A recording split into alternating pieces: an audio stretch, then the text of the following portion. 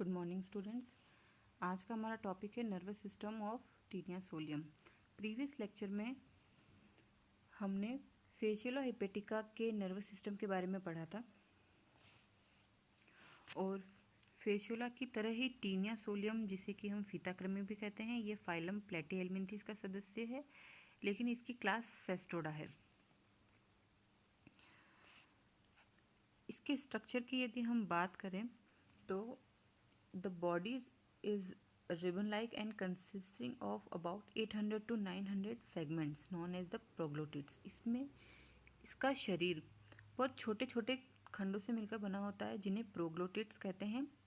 और इसके शरीर का जो सबसे आगे का हिस्सा होता है, जो कि हेड या स्कोलेक्स कहलाता है, ये बहुत छोटा और पियर शेप होता है और इसकी आगे की टिप को रोस्टेलम कहते हैं।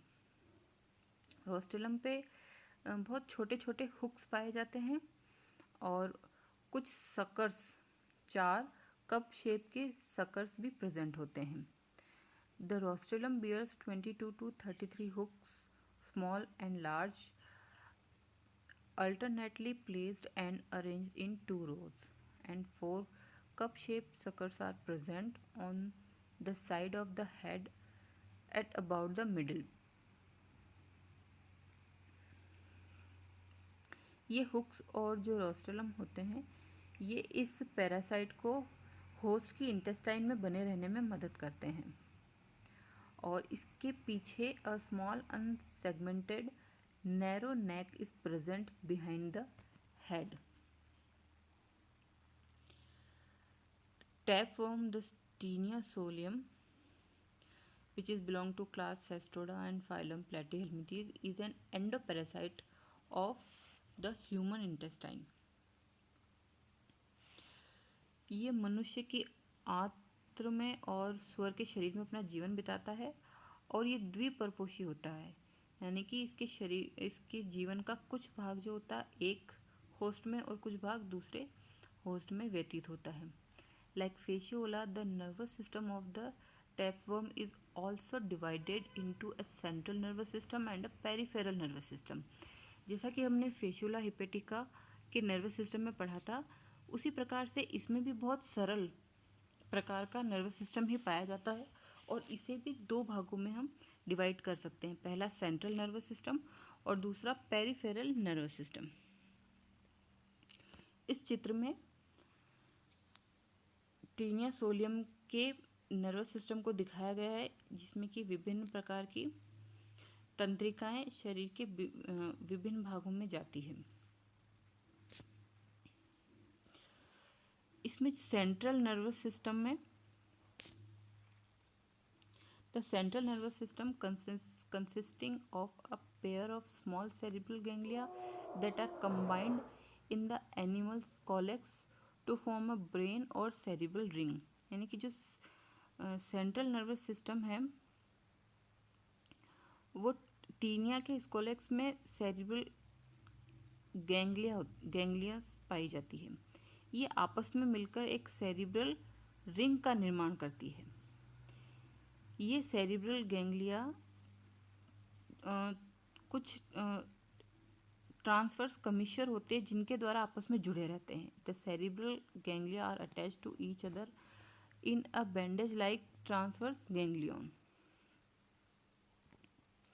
In addition, another ganglion ring commission also connects the 2 ganglia। 10 longitudinal nerve cords originate from the ring commission। इस प्रकार से इसमें जो रिंग कमीशन है, कुछ दूसरे गैंग्लियंस जो होते हैं वो भी इनके द्वारा इसमें कनेक्ट रहते हैं और टोटल 10 लॉन्गिट्यूडिनल नर्व कोड्स जो होती है वो इनसे ओरिजिनेट होती है, रिंग कमीशन से यहाँ पर ओरिजिनेट होती है।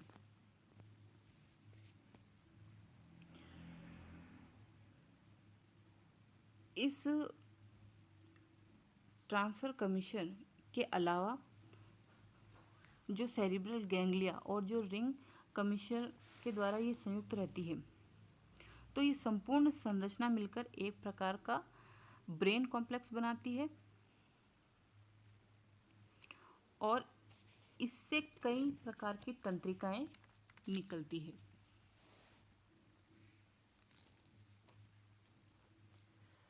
Of these, a main lateral nerve cord is present on each side, which is located on the outer side of the external duct.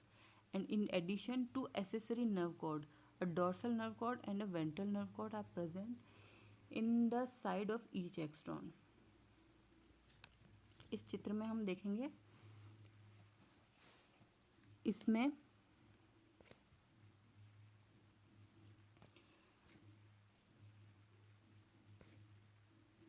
इसके तंत्रिका तंत्र में एक जोड़ी लेटरल लॉन्गिट्यूडिनल नर्व कॉर्ड्स निकलते हैं, और ये जो लेटरल लॉन्गिट्यूडिनल नर्व कॉर्ड्स होते हैं, इसमें साइड में दिखाई दे रहे हैं, ये सबसे अधिक विकसित होते हैं और ये स्ट्रोबिला की लगभग पूरी लंबाई तक फैले होते हैं।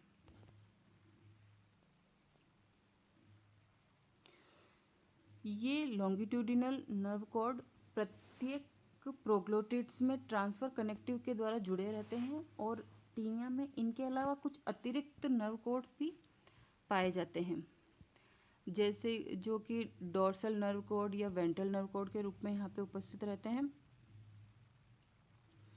अब हम इसके एंटीरियर पार्ट की बात करें तो इन anterior proglottids all 5 pairs of nerve cords are interconnected by a ring commission.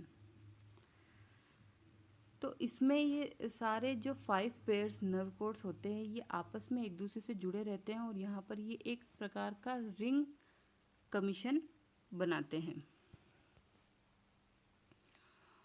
Of the 10 nerve cords, only the main pair of lateral longitudinal nerve cords are present in all the proglottids of the body. Relatively, they are also more well developed than others. जो lateral longitudinal nerve cords है वो सबसे अधिक विकसित होते हैं और ये इसकी पूरी लंबाई में फैले रहते हैं। All those anterior nerves are present in the peripheral nervous system that connects the brain complex to the sucker in the scolex and the rostral region. इसके एंटीरियर पार्ट में जो भी तंत्रिकाएं उपस्थित होती है वो इसके पेरिफेरल नर्वस सिस्टम का एक भाग बनाती है, यानी कि पेरिफेरल तंत्रिका तंत्र में जो ये ब्रेन कॉम्प्लेक्स से निकलने वाली जो सारी तंत्रिकाएं होती है वो इसमें सम्मिलित की जाती है, और ब्रेन कॉम्प्लेक्स से आगे की ओर निकलकर ये तंत्रिकाएं इसके सकर्स और इसके रोस्ट्रेलम तक जाती है। All those anterior nerves are present in the peripheral nervous system are connect the brain complex to the suckers in the scolex and the rostral region. Nerves in the rostral region join together to form an anterior or rostral nerve ring.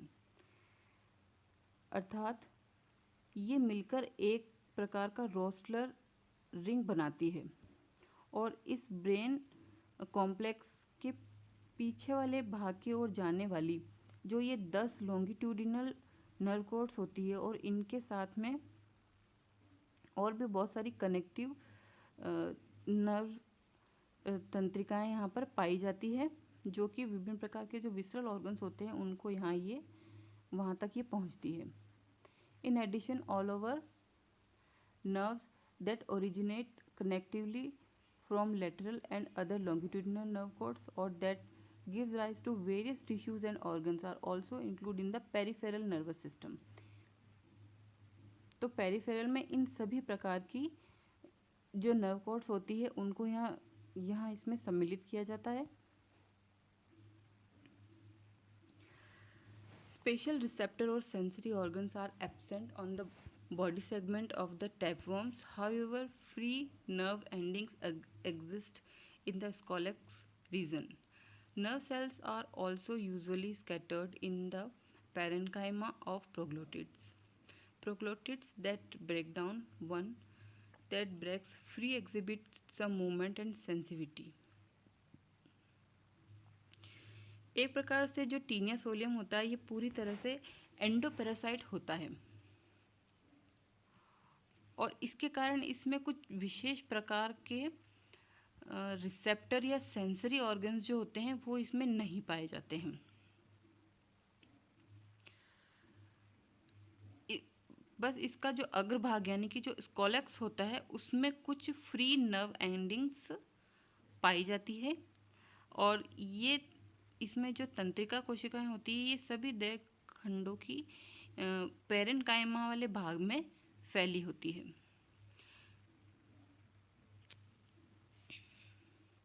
और यही कारण है कि जब एक देह खंड यानी कि एक प्रोग्लोटिड जब मुक्त होता है तो मुक्त देह खंड भी उद्दीपनों के प्रति संवेदनशीलता को प्रदर्शित करता है।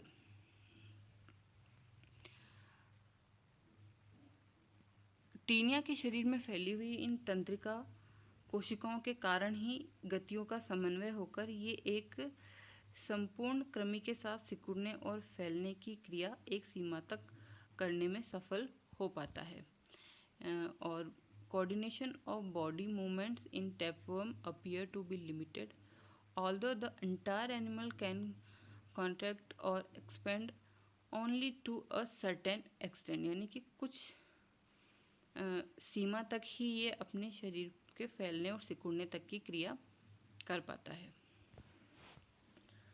तो इस प्रकार से आज हमने टीनिया सोलियम में जो एक सरल प्रकार का नर्वस सिस्टम पाया जाता है उसके बारे में अध्ययन किया। Thank you.